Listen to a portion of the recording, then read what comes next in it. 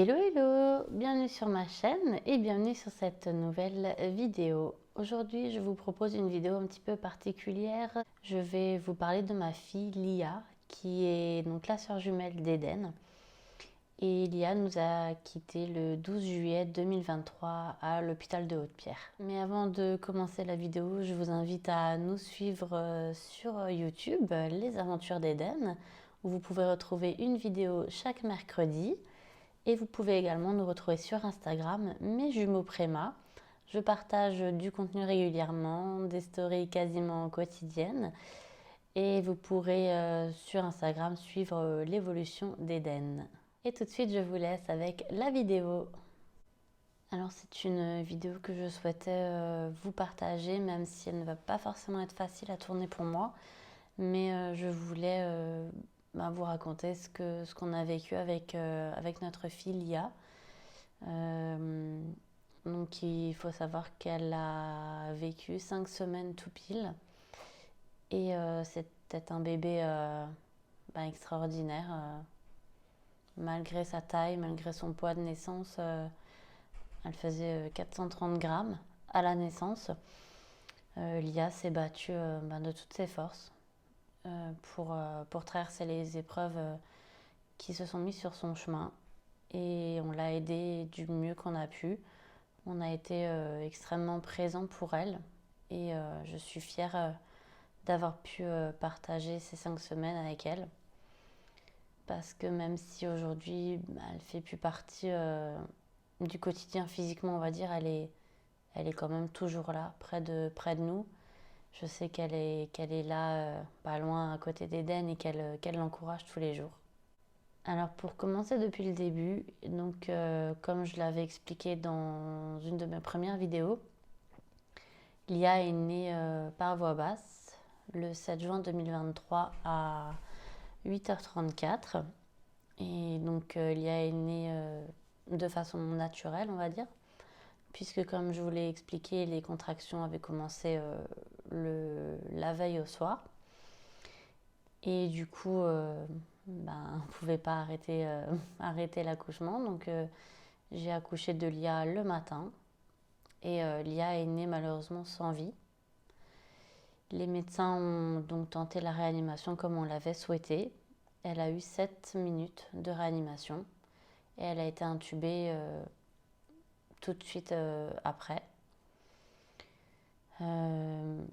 J'ai rencontré Lia le lendemain matin très très tôt, donc dans la nuit du 7 au 8. Je pense que de Lia et Eden, c'est celle qui m'a le plus choquée, on va dire, parce que Lia était vraiment minuscule. L'épaisseur de ses jambes, l'épaisseur de ses bras, enfin c'est vraiment quelque chose à laquelle on ne s'attend pas, de voir son bébé comme ça. On voyait ses côtes, sa peau était très très fine.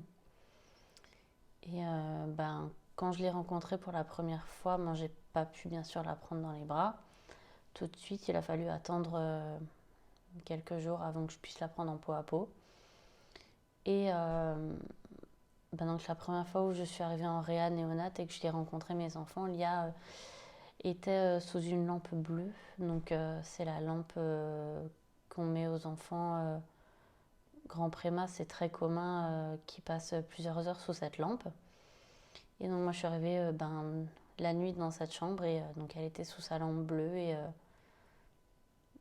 elle était minuscule, elle respirait très vite. En plus la respiration d'un préma des fois c'est très rapide, donc elle respirait très vite et j'avoue que j'ai pas compris. J'ai pas compris qui c'était. Je savais que c'était mon bébé, mais c'était très très bizarre. Et du coup, j'ai mis quelques jours pour assimiler l'information, hein, tout simplement. Et quand on m'a proposé de faire le premier pot à pot avec Lia,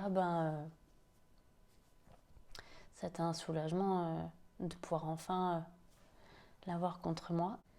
Parce qu'il faut savoir que les premiers jours après l'accouchement, moi je m'en suis énormément voulu que mes bébés soient nés aussitôt.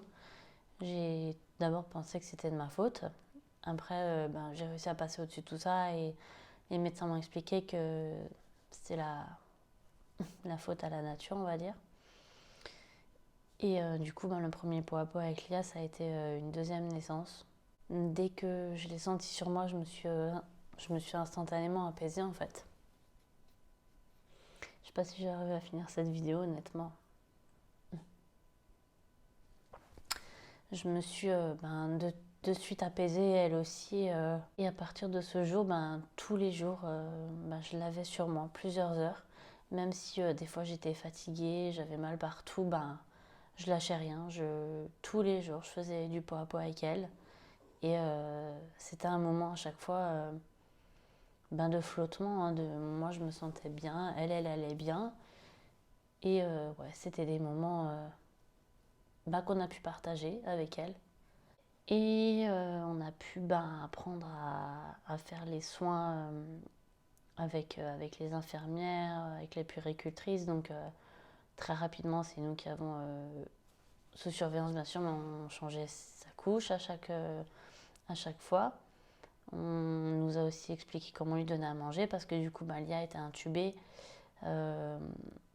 Elle avait son cathéter comme Eden, donc elle était nourrie par poche. Et elle avait la sonde gastrique, donc on lui donnait à manger par la sonde, donc avec des toutes petites seringues. C'était des toutes petites quantités de lait. Je crois que le maximum qu'elle a eu, c'était dans les 15 millilitres, si je dis pas de bêtises. C'était le maximum. Encore, je crois que je me trompe, je suis pas sûre. Mais du coup, les journées étaient rythmées comme ça. Il fallait se partager entre Lia et Eden, le pot à pot. On faisait les soins.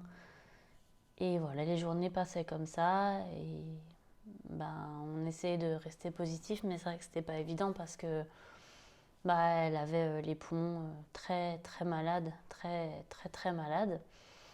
Et du coup, elle avait souvent des échographies. Il y avait régulièrement des prises de sang, la glycémie. Enfin, c'est vrai qu'elle était. C'était très compliqué pour elle. Elle avait aussi beaucoup de médicaments. Avec le cathéter, elle avait entre autres du fentanyl. Donc c'est un médicament qui calme, qui apaise. Enfin, elle avait énormément de choses qui entraient dans son corps et pour moi c'était pas forcément bon parce que je me dis que vu sa taille, vu son poids, tous ces médicaments ça allait forcément laisser des traces. Et même s'il y a elle grossissait petit à petit, c'était pas assez rapide et c'était déjà le cas pendant la grossesse. Il y a eu un retard de croissance in utero, donc c'est pas pour rien que une fois qu'elle est née, elle a évolué moins vite que son frère, même si elle évoluait, mais bon, les premières semaines sont passées comme ça, on gardait espoir et il est arrivé un moment où les médecins ont demandé à faire une réunion avec nous et ils nous ont expliqué que pour Lia, le chemin s'annonçait vraiment très noir et que très sombre et qu'il n'y avait pas grand chose à faire à part attendre honnêtement. Elle se fatiguait et, les paramètres de son respirateur étaient au maximum. Elle était passée en HFO, c'est un mode ventilatoire vibrant. Donc ça c'était quelque chose, c'était vraiment pas agréable à voir parce que elle était dans sa couveuse et elle avait sa sonde d'intubation et elle vibrait de tout son corps, la pauvre petite. Et voilà, c'était des choses, ça devenait vraiment incontrôlable, insupportable à voir. Et une journée que je retiens aussi, c'est la première fois que ses yeux se sont ouverts parce que quand ils sont nés tous les deux, ils avaient les yeux soudés. Les yeux n'étaient pas, ils étaient développés, mais ils n'ont pas ouvert les yeux tout de suite. Je me souviens que c'était avec Julie. On était en train de la changer et on lui a nettoyé les yeux avec une compresse et là, ils sont ouverts. J'ai pu la regarder dans les yeux plusieurs fois du coup. c'était vraiment des moments incroyables parce que c'est par les yeux qu'elle faisait passer tout en fait, Lia, et comme elle pouvait pas pleurer, on pouvait pas entendre le son de sa voix, on l'a pas entendu. Et du coup, il y avait que par les yeux qu'elle faisait, qu'elle nous montrait des choses. Et puis, le jour où les médecins nous ont dit que eux, ils étaient arrivés au bout des choses, au bout de la médecine, parce que tout a des limites. Et puis, il y avait eu un jour où elle commençait à s'enfoncer. Ils avaient dû la ventiler à la main et tout. Et c'est là que j'ai compris qu'elle se fatiguait, que c'était pas une vie pour elle.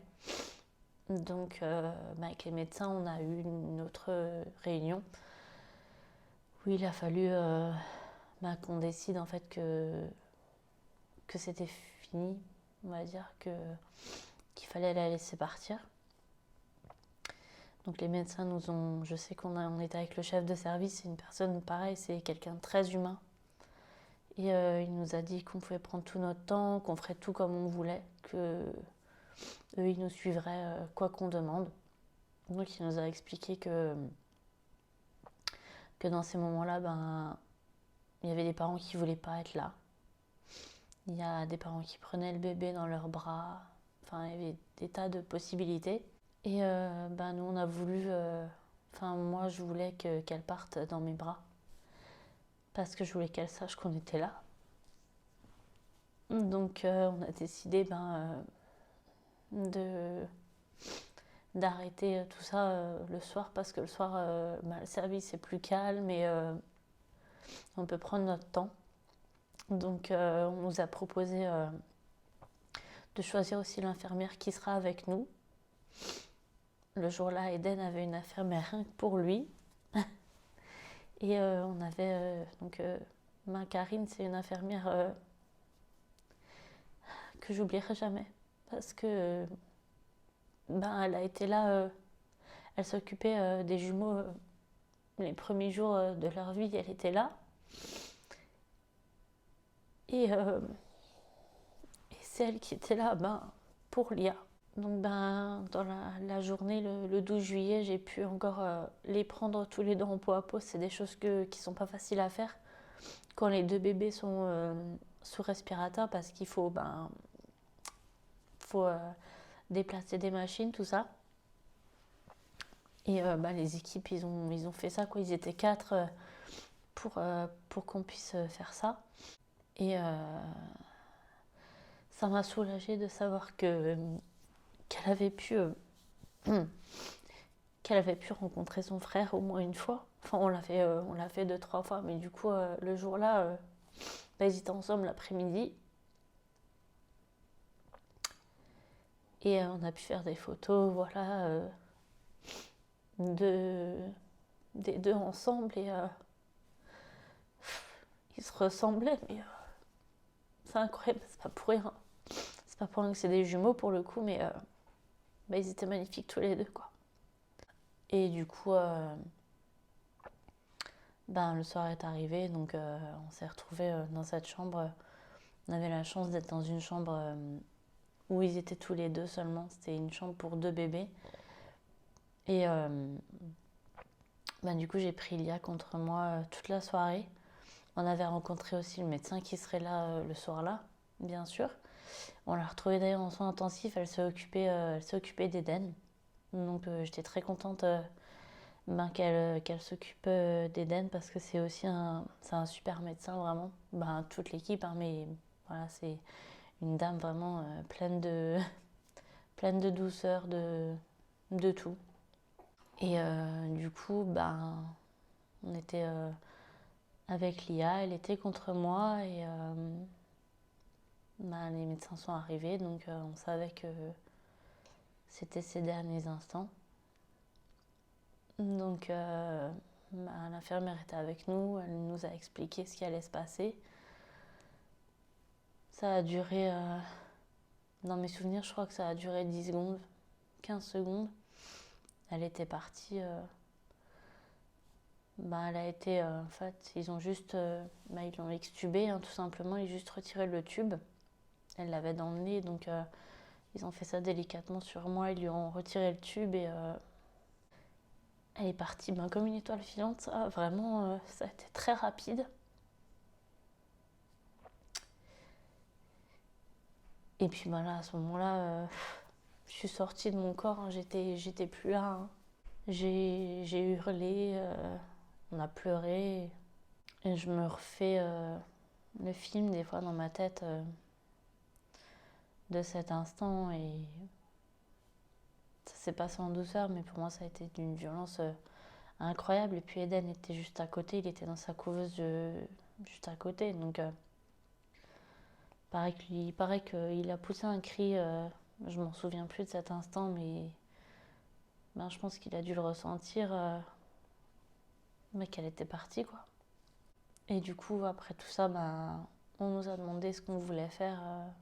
Donc nous, on a voulu faire les soins. J'ai pu lui donner un bain. Le seul bain que j'ai pu lui donner, je l'ai fait. Et je la voyais enfin sans tous ses câbles, sa sonde d'intubation. Et elle était parfaite. Elle était magnifique. Et on a fait le bain et on l'a habillée. Et ma maman avait tricoté une couverture pour chacun. Et du coup, on l'a mis on l'a emballé dans sa petite couverture. L'hôpital nous a donné un body aussi parce que j'avais pas d'habit. Elle était tellement petite, elle mesurait 30 cm que ils nous ont donné un body. On l'a habillé, on l'a emballé dans sa couverture. Et on l'a mis dans un petit berceau, comme on a à la maternité, les petits berceaux transparents. Et du coup, je lui ai donné son doudou. Et le matin, j'avais dormi en réa la veille. Et le matin, quand je m'étais levée, quand je me suis levée, j'avais un collier que son papa m'avait offert. Et je me suis levée, le collier s'est cassé, il est tombé dans ma main. Et je lui ai aussi donné parce que c'était un signe pour moi. Et donc on l'a laissé partir avec son doudou, mon collier, et son papa lui a donné sa chevalière aussi qu'il avait. Et je lui ai écrit une lettre que je lui ai donnée parce que ça peut paraître bête, mais c'est des choses que j'avais besoin de lui dire. Et pour qu'elle les ait toujours avec elle aussi. Et après tout ça, il a fallu attendre une semaine pour pouvoir faire son enterrement. C'était long, il y avait le 14 juillet, donc on a dû attendre. Donc elle est restée à l'hôpital à la morgue une semaine. Donc tous les jours, j'allais la voir. Elle était magnifique, elle était tranquille et j'en ai profité pour lui dire encore plein de choses. Et donc on a organisé son enterrement. On a voulu faire tout comme qu'une personne normale, on va dire, mais c'est une personne normale. On a fait une cérémonie à l'église, une belle cérémonie. Mon père, il avait écrit un très beau texte. Et mon frère aussi, c'est son parrain. On a passé la chanson d'Attic, Éternelle. J'ai pensé à cette chanson et les paroles, c'était pour Lia, clairement. Donc, on a fait une cérémonie et puis elle a eu un enterrement, très bel enterrement. Elle a eu beaucoup de fleurs ce jour-là et même s'il n'y avait pas grand monde qui l'avait rencontrée, il y avait énormément de gens ce jour-là qui étaient là et, pour elle. Et ça a été... tout s'est fait en douceur, on va dire. C'était un moment paisible et voilà, elle était partie. Et on a tout fait comme on voulait. Pour moi, tout a été fait comme je le voulais pour elle et j'ai été soulagée, on va dire. Et puis à partir de ce jour-là, on a toujours une pensée pour elle. Tous les jours, je pense à elle, bien sûr. Je vais au cimetière de temps en temps. C'est pas loin de chez nous en plus, donc je sais quand il va commencer à faire beau, on pourra y aller à pied. Et j'y suis allée avec Eden une fois aussi. C'est un peu bizarre de faire ça, mais voilà, il faudra lui expliquer plus tard. Et voilà, ces 5 semaines gravées à jamais en moi. Quoi qu'il arrive, je les oublierai jamais.